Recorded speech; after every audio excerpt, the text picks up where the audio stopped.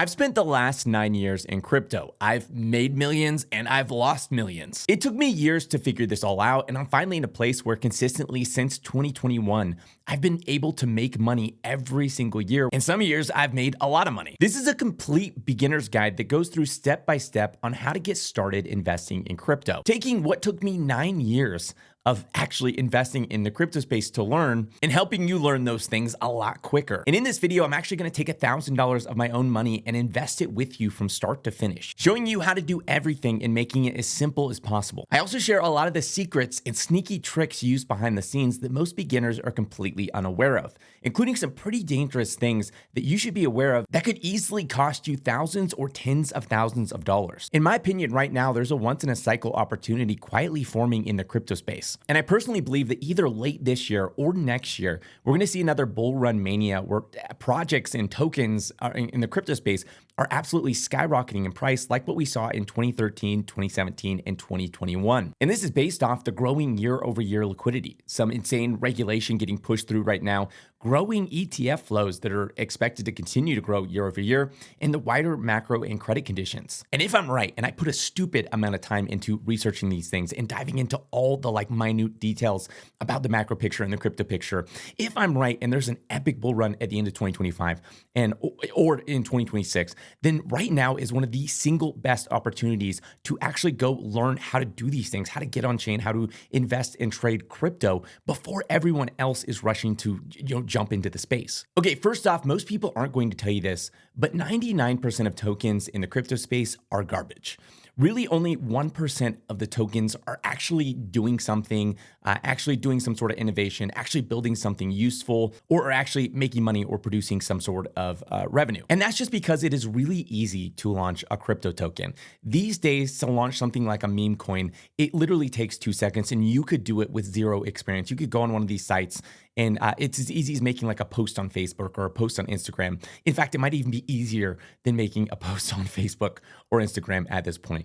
It is really easy to launch a token. And because it's so easy to launch a token, you have a lot of tokens that are completely worthless. That being said, there are a ridiculous amount of opportunities to make life-changing amounts of money in the crypto space, not only by trading that 1% of tokens that's actually doing some sort of innovation, building something, has revenue, etc., but also by strategically trading the other 99%, and we'll get into that a little bit later. Now, this video is probably going to be a little bit longer than my typical videos, and it might be a little bit more boring than my typical videos, but I promise it's worth it to learn how to actually do these things. Now, the first thing you need to do to get started trading in the crypto space or investing in the crypto space is you need to sign up for Coinbase. You could also sign up for Binance or Kraken or some other exchange, but in my opinion, Coinbase is the easiest kind of launch pad for a complete beginner to get started in the crypto space. It's just like anything else. You click sign up and go through all the different things you need to go through to actually sign up for an account. You need to put your email address, create a password. There's going to be a little bit of a KYC process with Coinbase because it's a financial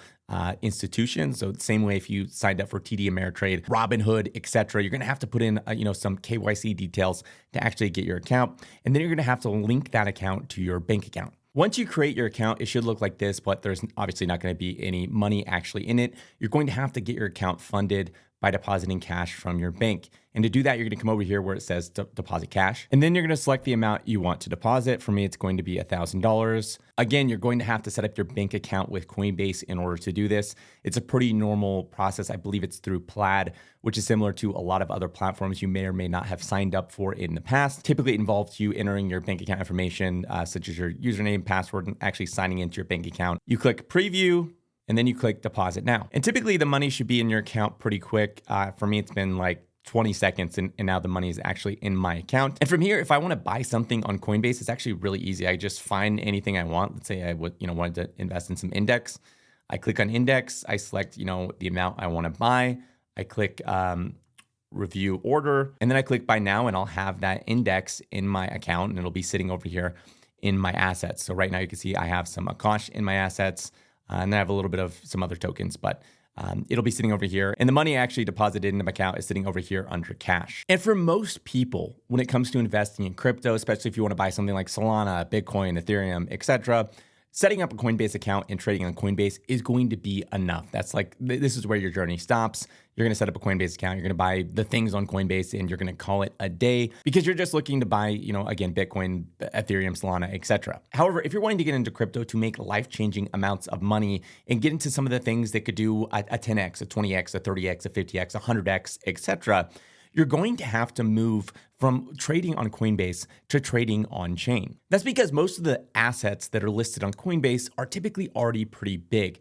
In order for a crypto token to actually get listed on an exchange, it has to achieve a certain size, a certain prominence, and see a lot of trading volume.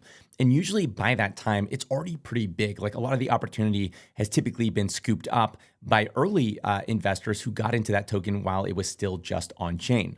Now, that's not always the case. There are sometimes, great opportunities on Coinbase, especially if we head into a bull run like Mania. There's typically abundant opportunities on something like Coinbase to still make a ton of money. But if you're wanting to get in earlier than everyone else, or if you're wanting to go, trade meme coins, which personally I would not recommend trading meme coins. A lot of people don't realize how heavily gamed that system is. Meme coins are heavily farmed by insiders, snipers, and sophisticated market participants who in most cases will end up beating you every single time. It's really just not a game most retail or most beginners should be playing, in my opinion. But for some people, they really enjoy it. So if you're wanting to get into meme coins, you're wanting to invest early into some of these other tokens before they get listed on exchanges, you're going to have to make the leap on chain and do the hard work to actually get there. And outside of early opportunities, there's also just a lot of other things you can do on chain that you cannot do on exchanges. Things like DeFi, where you can get access to yield products that aren't available on something like Coinbase.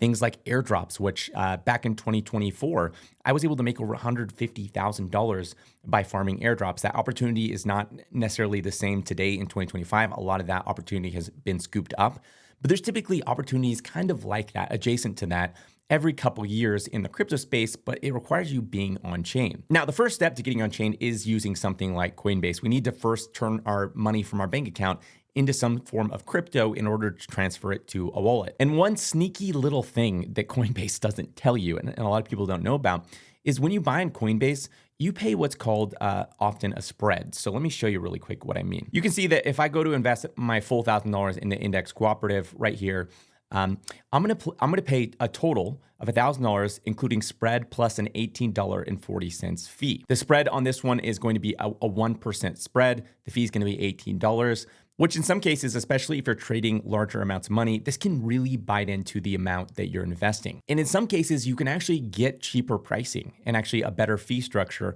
by trading on chain than you can on Coinbase. So typically the way I get around these fees on Coinbase is I would go to my assets, I would go to cash, or I would just do this outright where I just buy USDC, but I'm going to convert my cash to USDC. So I'm going to convert my $1,000 to USDC. I'm going to click max.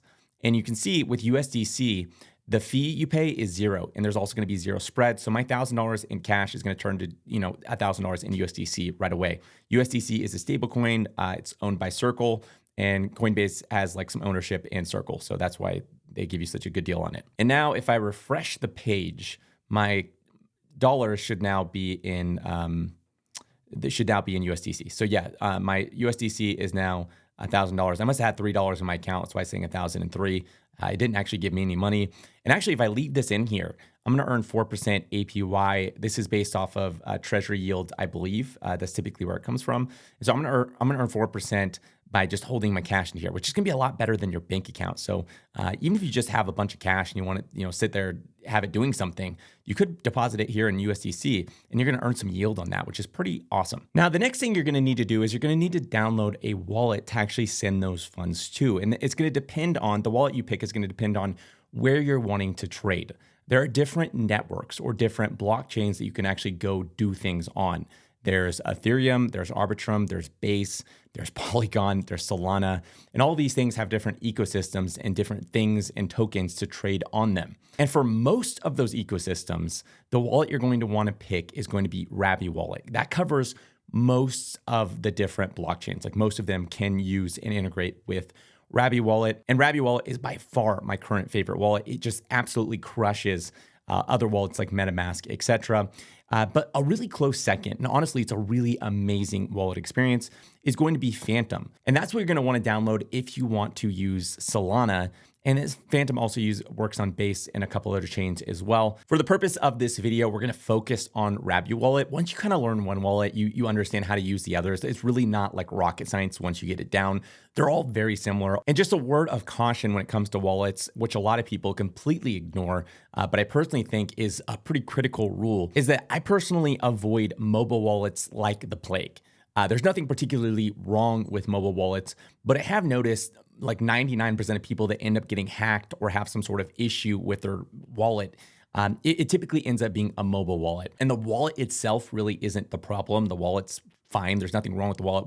Hackers can't just go into your wallet and take your money. It typically has to do with like users, like especially beginners that are getting started in crypto. And the mobile wallet experience, like it just makes it more cohesive and easier for you to make a mistake. It's just easier for you to do something stupid. So if you have the ability, if you can, it's always better, in my opinion, to trade crypto on a computer, to have like a laptop or a desktop or something where you trade crypto. For whatever reason, it's a huge bump in like you not doing something stupid and getting hacked. So this tutorial is going to focus mostly on desktop wallets because I never use mobile wallets. I like don't touch them. Again, nothing particularly wrong with them. I just don't even trust myself to not make mistakes in mobile wallets because it's just a lot easier for most people. Rabi Wallet is at rabi.io. Sometimes you need to be careful on Google because there's a lot of crypto scams where they'll like run an ad at the top. So you always want to make sure it's not an ad. You always want to make sure the address is correct. You're going to go to the site Rabi Wallet. You're going to download the extension for Chrome. It's going to bring you to somewhere right like this. You're going to click download. I already have it installed, so it's saying remove because I already have it installed. But for you, it should say download. You're going to download it, install it as an extension, and you're going to find it up here. Typically under this thing, you're going to have to go like click this pin button. So normally when you get it, it's going to look like this. You go in here, you find Rabi Wallet, you click this, and then it'll pin it up to the top. And once you click open your wallet, you're going to have to go through and set up that wallet. That's going to involve setting a password. That's going to involve writing down a seed phrase, and then your wallet's going to be set up. Now, that seed phrase component is actually really, really important, and a lot of people don't, especially beginners, don't fully understand how important your seed phrase is. Think of it like a mega password to your wallet that anyone can use to access your funds. If, for say, example, you were to lose your laptop and it were to break or whatever, you could go buy any random new laptop, install Rabi Wallet, and input that seed phrase, and it would load up your account. You'd have all your funds there, no big, no worries. If you were to take your laptop and throw it into a volcano and it obliterate it, go buy a brand new laptop, input that seed phrase, you're going to have access to your money. Your money is going to be right there. That seed phrase is like, for all intents and purposes, your money. And so you need to protect it like it's your money.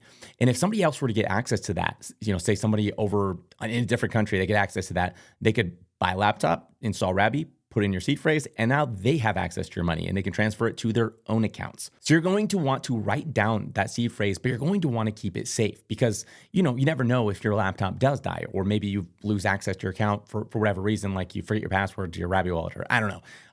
A million things could go wrong. You don't want to lose access to your money. And that seed phrase guarantees you don't lose access to your money. It's like the most important little detail. Where you don't want to keep that seed phrase is you don't want to keep it in like your email. You don't want to keep it in your notes or, somewhere online that somebody can hack into and get. It's best if you physically write it down somewhere. There's like even like little metal things you can get where you can like engrave your seed phrase in there.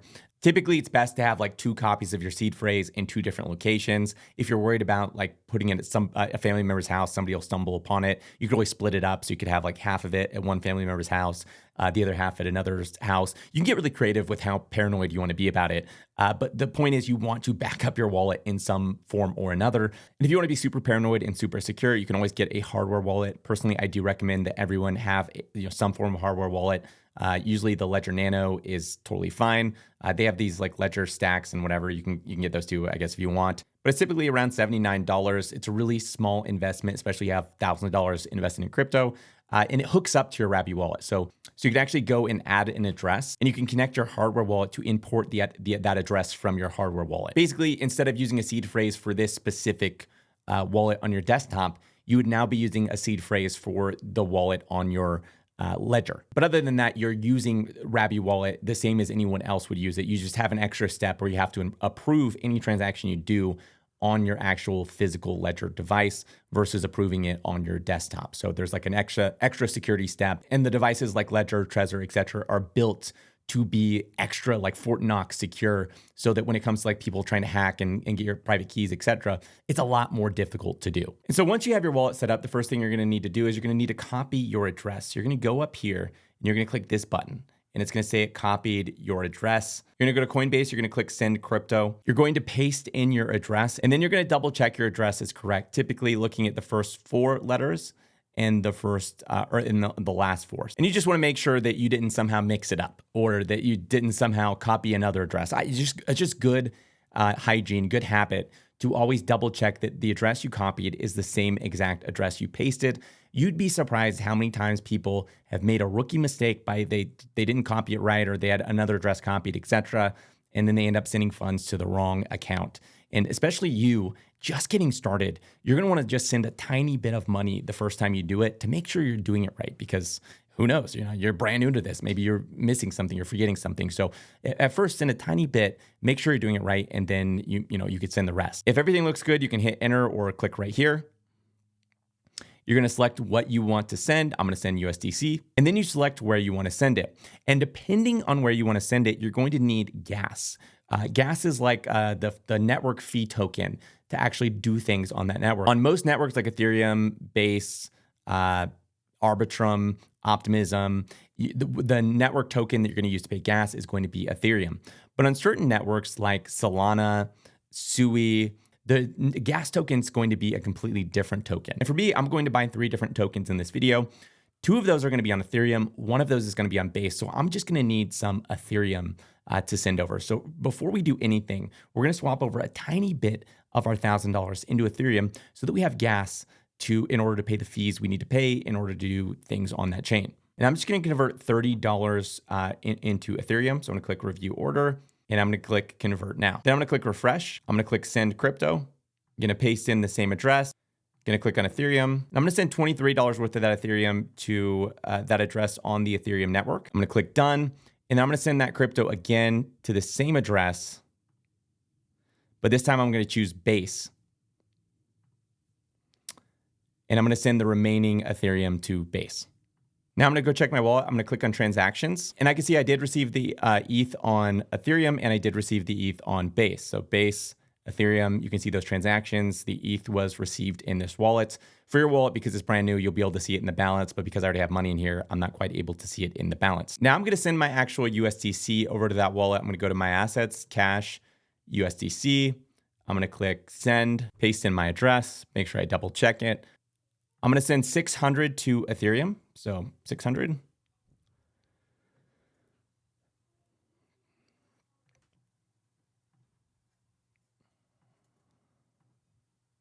And then I'm going to send the rest to Base. So 370 to Base. And coming back over to my wallet, if I click on transactions, you can see that it hasn't quite shown up yet. Typically, the Base funds should show up a lot quicker, and then the Ethereum funds might take a couple minutes. So we need to wait a couple minutes for these funds to show up. Okay, it's just like 30 seconds later. So it took a minute for everything to show up. 600 has shown up on Ethereum. The 370 has shown up on Base. Now, I've been talking about Ethereum and Base, but I keep showing you the same wallet, and that might be confusing. There are these things called networks or different blockchains, like I talked about earlier, where like different things are done. And in Rabby Wallet, it makes it really seamless, so it's all just kind of shown together. If I actually click here, I can click on Ethereum, and it's going to show me what's in my on the Ethereum blockchain. I can click on Base. It's going to show me what's on Base. It's going to show me what's on Arbitrum, and then it's going to show me what's on Polygon. All of these are different blockchains, but they all use the same address.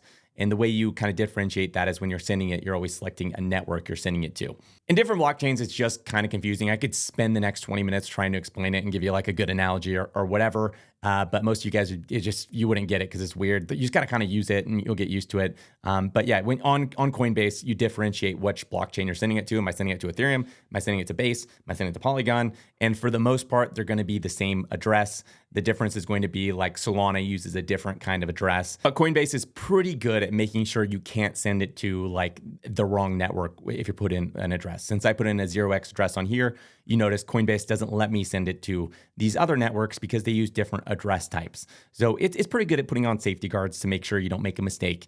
And like I said, just start out with a little bit. And if you make a mistake and you sent $2 over, I think you'll live and you won't have a mental breakdown. All right, now it's time to make a trade on chain. We have funds in our wallet.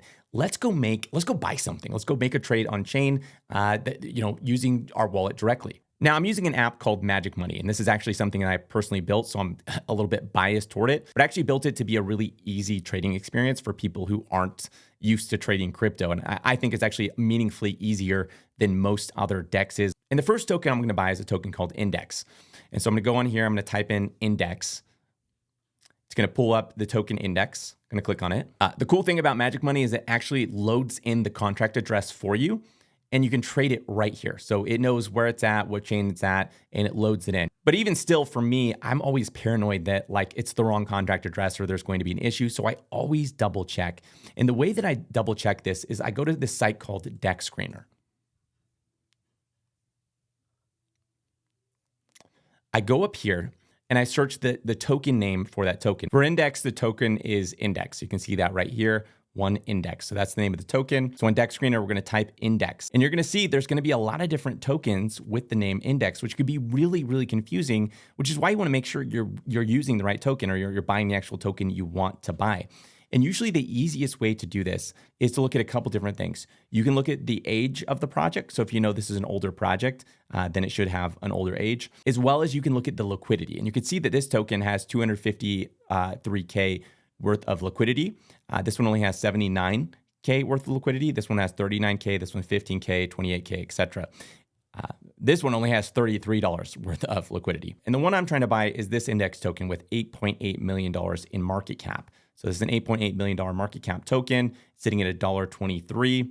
And we can see the contract address ends in 4CAP. This one shows basically the same market cap. The other site is probably just rounding up a tiny bit. The token address ends in 4CAP, and the price is about the same as well. And we can see we have a good amount of liquidity, basically meaning we are trading the correct token. This is indeed the right Index token. And obviously this is a little bit complicated, and this isn't something you have to deal with if you're trading on Coinbase. Coinbase does the due diligence for you to make sure that you're not trading some sort of scam token. But when you take things, when you go a little bit further out on the risk curve, when you go into the wild west of crypto and trading on chain, things get a little bit dangerous. They're a little bit risky. You're living on the edge, okay? And so you have to be cautious. You got to be a little bit paranoid. And you got to be careful about things like this. So it takes a little bit of extra work, and there's really no way around it. You can't be lazy. There's extra work if you're going to trade on chain, but that's how you typically find the best opportunities. Now, let me show you something about trading on chain versus trading on Coinbase. To get started, I'm going to click Connect Wallet, or I can click it right here. I'm going to click Rabi Wallet. It's going to connect my wallet. And you can see it's got my USDC loaded. And this is going to buy me 460.66 worth of Index. And if I go to Coinbase and I put in the exact same amount, so I have $600 worth, I want to buy $600 worth of Index Cooperative, because of the spread in the fees, it's only going to buy me $441 worth of Index with the exact same amount of money. And I found with a lot of these tokens, unless you're buying a ridiculous amount, like tens or hundreds of thousands of dollars, you're going to get a better rate by actually going on chain and swapping on chain than you are going to be using something like Coinbase. You're going to get more tokens. You can see I'm getting 460 tokens with $600 on chain, and on Coinbase, I'm only going to get 441 tokens. Now, in this case, I'm only going to buy $300 worth of Index. And to do that, I'm going to click Swap. It's going to show me $300 for this amount of Index. I'm going to click Confirm Swap. And then it's going to pull up this menu. And this menu is going to show me the chain I'm on, how much I'm going to pay in USDC, the minimum I'm going to receive. Remember, I reduced it, I cut it in half. So I'm only doing $300, not $600. That's why I'm getting 219 Index versus the 400 I just showed, is because I cut the amount of USDC I'm spending in half. And we can see everything looks good. I'm going to click Begin Signing Process, and the order has been submitted. Now we just wait for it to batch the order. So it's going to go through. It's taking together a bunch of other people's orders at the same time, and it's batching those orders together to try to kind of find the cheapest way to execute this order on chain. And now the competition has started. So there's a bunch of these things called solvers that are now competing to give me the best price possible. And whichever one wins the competition then executes my order. So you can see the best price has been found, and now the order is executed. And in this case, I was actually able to get an extra 1.49 Index than originally promised, because the solver ended up finding an even better deal than was originally expected. And now if I go into my wallet and I click here, you'll see I have $367 worth of index. Or if I click here, you'll see that I was able to get $300 worth of index in my transactions. And if you scroll down here, you can get more info about the index token, which we're going to take a look at that right now. You can see the market cap for index is $8.8 million. You can see that's 228,000 times smaller than Bitcoin, 26,000 times smaller than ETH. So this is a really tiny token comparatively to some of the bigger tokens. It's a tiny cap. You can see the fully diluted value is 13 million, and we'll get into that a little bit later. Down here is a growth estimator tool. This isn't showing you what it will grow to, but it helps you understand like how small it is compared to other things. So if you're like, I wonder how small it is compared to Dogecoin. And so you click here, you can see that, if Index Cooperative hit the market cap of Dogecoin, $1,000 would grow to $3.2 million. It'd be a 3,202x. You can see it's just a really tiny token. This is a really, really tiny token.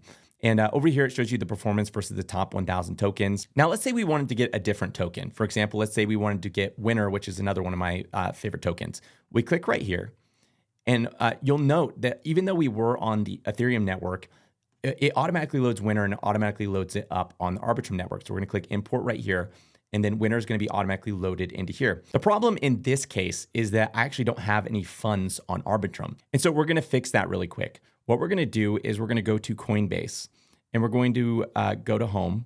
We're going to click receive crypto. We're going to select USDC. We're going to click copy on this address so you can see the address. We're going to go to our Ravi wallet. We're going to click send. We're going to select Ethereum because we're on Ethereum. We're going to paste the address in this field. We're going to select our $300 in USDC. It makes me enter a password because this address isn't whitelisted, and then I'm going to click send. Usually it'll give me a warning because it's saying, hey, you haven't transacted with this address before. I'm going to click ignore all. I'm going to click begin signing process. Now I'm also going to need some Ethereum on Arbitrum. So I'm going to click over here on Ethereum. I'm going to click receive crypto. I'm going to copy this address that it gives me. So receive Ethereum on the Ethereum network.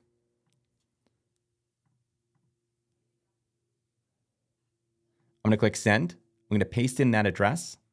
I'm going to select Ethereum. I'm going to send 0.005, which is going to be about $10. Same thing, it's going to give me a warning. I'm going to ignore it because I know this is Coinbase. It's going to show me exactly what's going to happen. It's going to remove $10 from my wallet. I'm going to click begin signing process. And we can see now that the $300 is on here. It's been about 5 minutes. Typically it takes longer to go into Coinbase because they have like safety checks and different things like that. But now I can send this money back to the right address. So I'm going to click send USDC, paste in my address, making sure to double check it. And this time I'm going to check the Arbitrum network. I'm going to click max. Again, I'm going to double check the network, and then I'm going to click send now. And I'm going to do the same thing with Ethereum.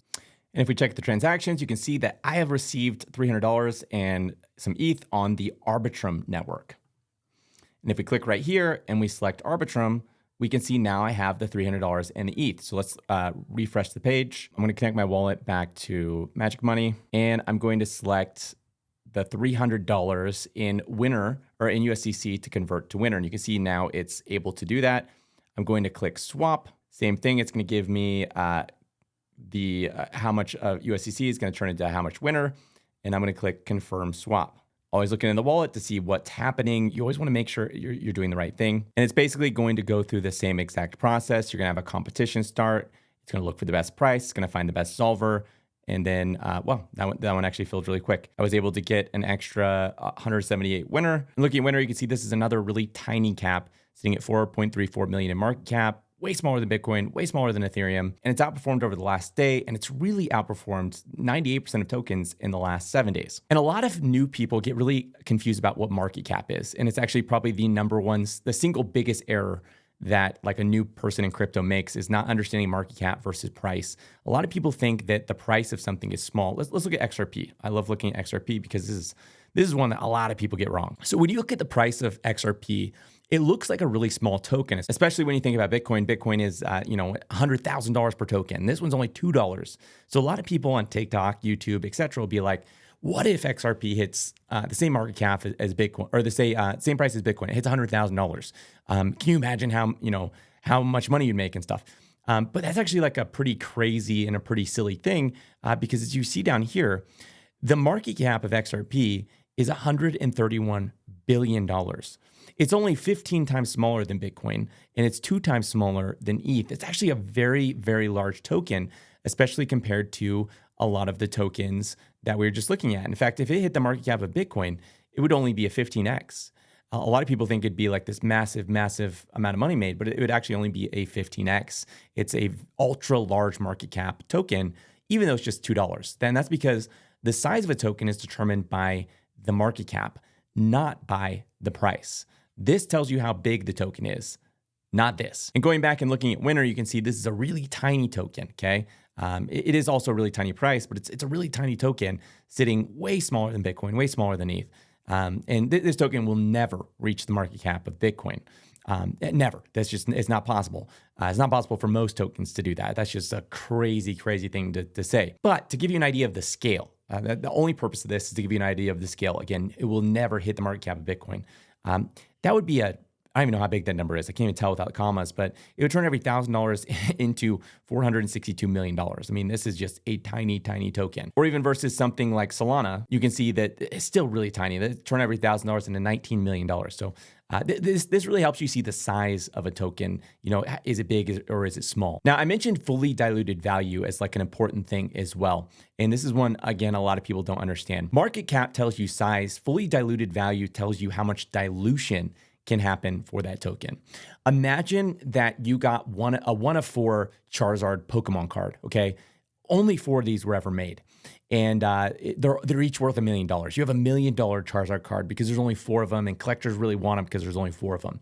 But imagine that, you know, there was a stat that told you that the Pokemon company actually made like 1 million more of those cards that were sitting in a warehouse that were going to get released soon. You didn't know when they were going to get released, but eventually these million Charizard cards were going to get released. You can imagine when it goes from only 4 of those cards to 1 million and 4 of those cards, the price of those cards is going to go way down because now there's way more Charizard cards in circulation.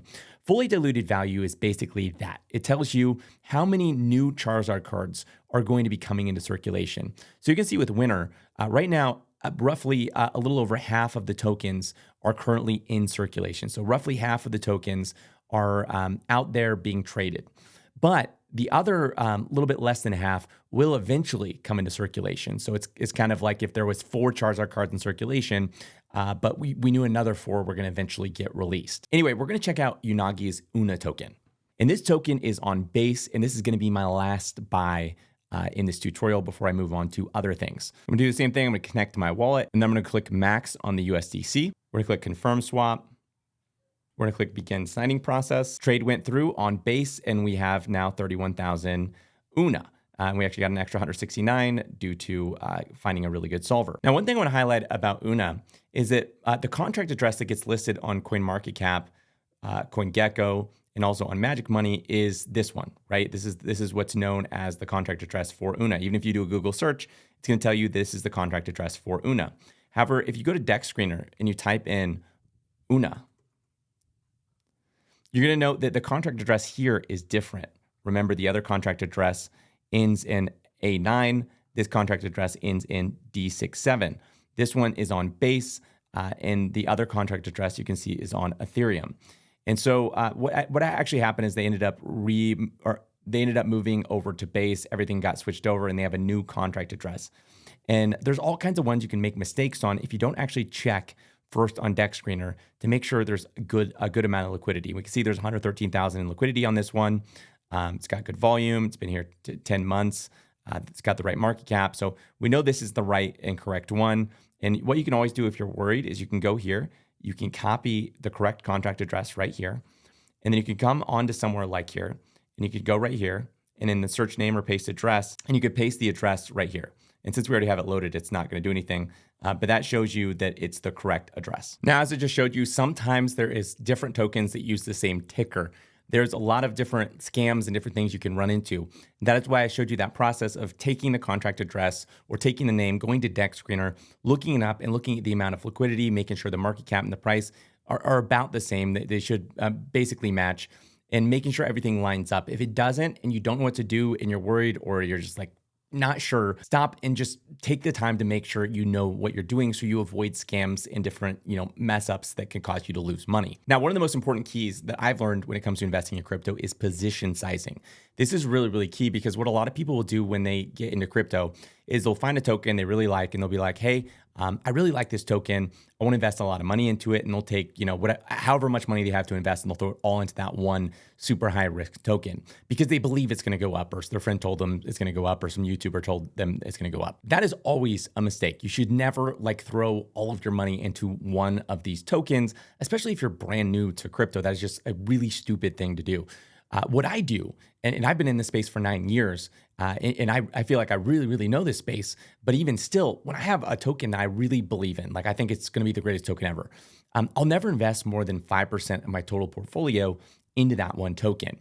And the reason I do that is because even the best bet could end up not paying off. There's all kinds of bad things that could happen. That protocol could get hacked. Things could just not go your way. Maybe it's a good idea. Maybe you're right. But maybe just something goes wrong.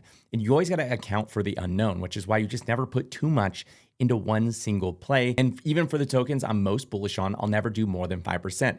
A lot of tokens that are hyper risky that I'm investing into, I'll do 1%, or sometimes I'll do 0.5%. I'll do a really small amount that I don't mind losing. If I lose 0.5% of my portfolio, I'm going to sleep just fine at night. I'm not going to lose my shirt losing 0.5% of my portfolio.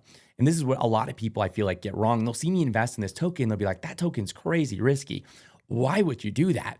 You're going to lose your shirt. You're going to be homeless. And it's like, no, I'm not, because I invested 0.5% of my portfolio into that token. And it's not going to be a big deal even if that thing were to go to zero, which is rare in crypto. I wouldn't lose everything because I only put 0.5% of my net worth in my total portfolio into that token. And most people don't like this because they want to make a ton of money. And they're like, well, I really believe in this token. I want to make a ton of money, so I need to put a lot of money in.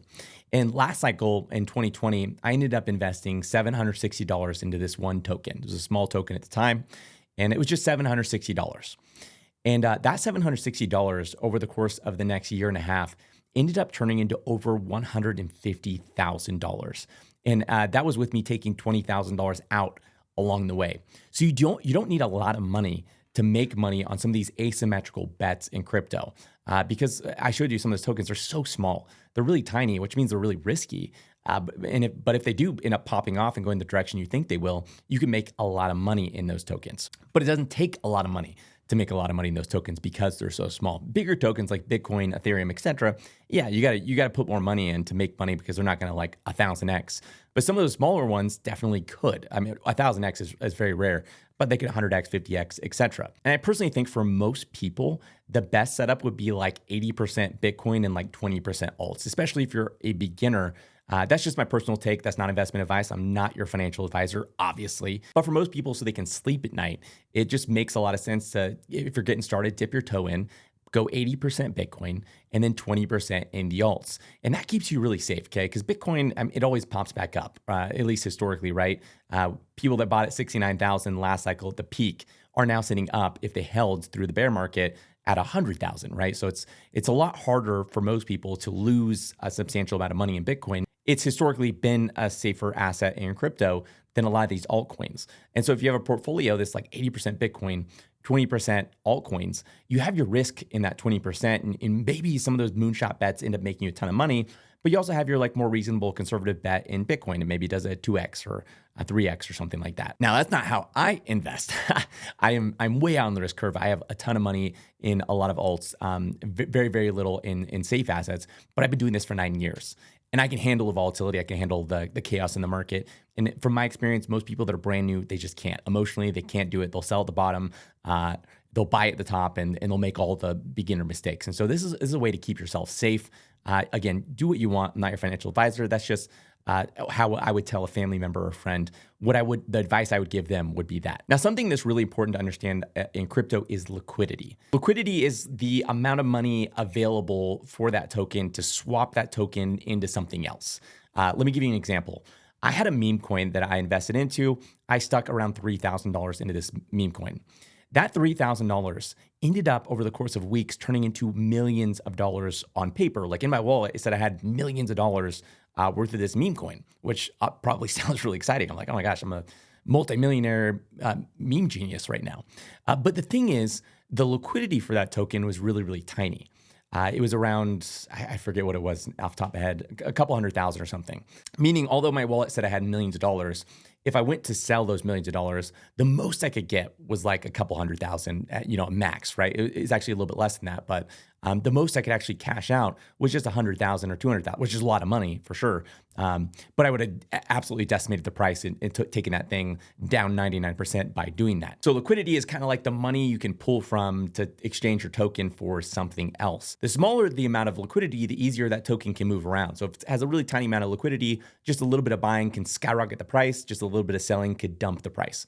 If it has a lot of liquidity, the harder it is to move around. It would take a lot of buying to skyrocket the price, and it would take a lot of selling to dump the price. And when you have a lot of liquidity, it also means that if your token balance in your wallet says you have millions of dollars and there's a lot of liquidity, say there's like $50 million worth of liquidity, you can actually sell those tokens and cash out that amount that your wallet is showing. But if your wallet's showing a huge multi-million-dollar gain, but there's only a couple $100,000 in liquidity, you really don't have a couple $1 million. You have, at best a couple 100,000. Now, throughout investing in crypto, you're going to notice a lot of things kind of come in vogue. It's kind of like fashion. Certain things are popular at certain times. Everyone wants to invest into them. Then the next month, nobody cares about those things. 1 month, AI tokens might be the hottest thing ever. Everyone's investing in AI agent tokens. Anything with AI attached to its name is skyrocketing in price. The next month, they don't care about AI agent tokens because we're talking about meme coins that month, and everything meme coins skyrocketing. And then the next month, we don't care about meme coins. We're talking about layer 2 tokens. Layer 2 tokens are skyrocketing, or DPIN tokens are skyrocketing, or whatever. There's always a flavor of the month in crypto. And whatever that flavor is, those tokens do really good. And you'll notice during those seasons where like when AI agents were popping off, a lot of projects rushed to launch their own AI agents or their own AI features. And it's like this game people play in crypto where everyone tries to jump on the bandwagon when it's like a popular hot narrative. Because they want people to buy their token. They want that token to go up. And so they'll say, we're also an AI agent token, or we also have AI agent things in our product, in our protocol. And people will be like, wow, okay, I'm going to buy it. And if you're able to get into those narratives early, you can typically make a ridiculous amount of money. But just understand that like it doesn't last forever typically. Like you could probably guess AI will keep rotating, over and over again because AI actually is really popular in the wider market. But for a lot of these other narratives, they don't last for forever. And usually by the time you notice a narrative is popular and everyone's talking about it, it's typically too late. And if you buy, you're typically going to buy the top. Another really important thing to understand is underlying conditions. Crypto goes through different seasons. Some seasons are really bullish where it feels like everything goes up. You throw your money at almost anything and it's just like multiplying, you're making fortunes. Then there's other seasons where it's super bearish and you could be the best trader in the world and you're just losing money hand over fist because everything's going down. And then most of the time in crypto is like these sideways seasons where most things are going sideways and you have those narrative rotations I was just talking about where different sectors are popping off, different things are going off, and you're kind of racing around trying to get to the thing that's going to pop off next and trying to guess what that thing is going to be. The reason I'm talking about this and the reason I mention it is it's because it's important to understand the season you're in or the season you're going into. Obviously, if you can look forward and say, hey, I'm going into a bullish season or I'm in a bullish season, conditions are more favorable and it's a lot easier to make money investing. And obviously, if you know you're going into a more bearish season, conditions are more unfavorable and you probably should just sit on the sidelines and not invest at all. Now, I personally believe we're about to head into that bullish season. And I personally believe it's going to be either the end of this year or at some time in 2026, depending on how kind of like everything macro lines up. And when we enter that season, it typically gets like 100 times easier to make money. And it's usually a really favorable time to be trading, to be investing in things because most things go up. But you have to understand that season doesn't last for forever. In fact, the more things go up, the more likely that we're approaching the end of that season because the prices of everything going up and the kind of the greed in that environment sows the eventual kind of collapse of that thing.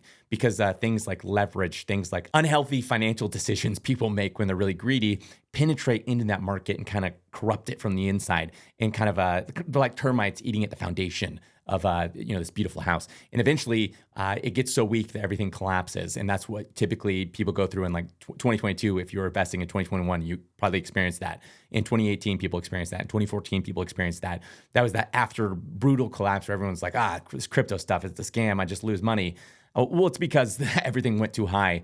The termites ate it, the foundations, and then it collapsed. And so you always want to get out before then. And that always follows a really bullish season. So the more bullish things get, the more insane the market gets. When it feels like you just can't stop making money, typically a big sign that we're approaching the end. Now, if you've been in crypto for any amount of time, you're probably very familiar with hacks, scams, and all kinds of chaos in this market. It is a wild, wild west, and you have to be on your guard at all times. You're going to get emails and texts telling you, you need to log in your Google account, or Coinbase noticed suspicious activity, and all of it's a scam. It's like they're all trying to trick you to log into your account via their website so that they can get access to your information and drain your wallet. There's also, as I mentioned, Google ad scams, where you'll search for a site in Google. It'll show an ad at the top. It's like a fake version of that site. I fell for this actually once, where it was Polymarket, and I clicked the top one and it was actually an ad for a fake Polymarket. Luckily, I was on a different computer. I wasn't actually buying anything on Polymarket. I was just looking to see what the Fed numbers were, which is why I was a little bit less cautious clicking that link, but it was a scam link and it looked really compelling. So you always need to double check the website. You always need to be extremely careful with emails and texts. And if you get a text Coinbase saying you need to log in your account, or you get a call where they're saying, hey, somebody's accessed your account, do not trust it. Do by default be suspicious and assume someone's always trying to scam you, because someone is always trying to scam you. And it's not just people that you would consider outright scammers. There are influencers, there are VCs, there are like these market making cabals behind the scenes that are always trying to scam you as well, but it doesn't always look like a scam. Influencers are often trying to pump their own bags. They have all kinds of creative ways that they can get you to go buy a token, and then they sell that token and they make a ton of money, or they're getting paid by different projects a ton of money to go talk about that project. VCs are always shilling their bags, and they seem a lot more, they have a lot more authority because they're like a VC and they work at this really awesome firm, and they're typically more financially savvy, but they're always talking their bags. Okay, they got an early allocation, whatever project they're talking about. 99% of the time, they got an early allocation into that. They got in on a seed deal. They put millions of dollars in, and now it's like the best tech ever to them. But they really don't know what they're talking about. Okay, most of these VCs maybe they're really good financially, and maybe they have a decent understanding of the tech. But don't assume that they always have a deep understanding of the tech. They know the right things to say to sound smart, and they're always going to be talking about the things they're investing in early, but that doesn't mean they're right. And typically they're just doing that because they want it to pump so that they can dump on you. They got in early, they made a lot of money. They need retail to come in, buy that token, pump it up so that they can unlock and dump on you. And this has happened time and time again. They love doing it. They're really good at it. So just be really careful trusting them as well. And then behind the scenes, when you think of things like meme coins, specifically mostly meme coins, there are these very sophisticated players and cabals behind the scenes that launch these things on repeat. They know how to milk retail. They know how to get you pumped. They know how to get you excited. They know how to get you to buy these things. And they do it just so they can dump on you and make a ton of money. And they're stupid good at it. Most people are not aware it's happening, but it happens all the time. They have this thing down like clockwork, which is why I mostly don't touch meme coins at all, because there's always somebody behind the scenes that is farming you or doing something to make money off of you. And it doesn't matter if it's your mom, your best friend, doesn't matter if it's me. Everyone who is talking about a token is shilling their backs. Everyone. If I'm talking about a token, if your best friend's telling you about this amazing token to get into, they're talking about a token that they've invested money into, that they want to go up, and they have a bias to see that thing go up. So they need to spread the gospel of that token to as many people as physically possible. That is the name of the game. And everyone thinks they're genius. Everyone thinks they know what the best token is. And I'll tell you, as somebody who's been in the space for a long time, and literally this is all I do, it's my full-time job. Even the best tokens that I pick that I'm like, this is a great token, even those ones have a probability of failing. Like everything in this space could go to zero. Everything can fail. And there is no guarantees about any single token out there. I've had plenty of tokens I've invested into that I've been really bullish on that have just fell flat on their face, been complete duds. That's why I talked about position sizing earlier and why it's so key, because you just can't, it's like playing poker. You can have the perfect starting hand in poker, but you don't know what's going to get flipped over on the table. So everyone thinks they have the perfect starting hand, and most people are holding the absolute worst starting hand physically possible. But even if you have the perfect starting hand, it does not guarantee that you're going to win. Everyone has a bias. Everyone's going to tell you it's the greatest tech ever. You need to do your own research and come to your own conclusion, and make sure you actually understand what you're investing into. Another kind of piece of timeless advice is to cut your losers and let your winners run, especially in crypto. This is especially true in crypto. The tokens that are underperforming and not doing good, 9 out of 10 times are just going to continue not doing good. So if you have a token that's losing, don't be afraid to take the loss and move that capital elsewhere, because most of the time it's just not going to come back. You want to cut your losers early as often as possible. Again, especially as a beginner, because you probably just don't understand the space very well. You have to really understand the space to know kind of when to double down on some of those losers. And even then, most of the time, you're going to be wrong. And when it comes to winning tokens, those things can go up further and farther than most people expect, especially in a bull run. So you cut your losers, you let your winners run. It's never a bad idea to take your initial off the table. If you have a token that doubles in price or doubles in value, take the initial you invested off the table, reduce your risk down to zero. That is always a smart play, in my opinion. Again, not financial advice, but especially as a rookie, that will save you from a lot of mistakes. And kind of going hand in hand with that, you got to always have an exit plan, and you got to always know kind of when you're going to sell. Like if you don't ever have a plan to sell, you're probably going to ride it all the way into the bear market and lose everything. So figure out when are you going to sell? When are you going to actually take profit? Maybe it is when it doubles, maybe it's when it triples. Maybe it's, you'll have a stop loss if it goes down 30%, you'll sell or whatever. Like just have some sort of plan. Because if you don't have a plan going into it, you're just going to get lost in the chaos of it all, and you're going to end up losing your shirt. Having any plan is like a massive advantage over most people who have zero plan. Lastly, patience is key in crypto.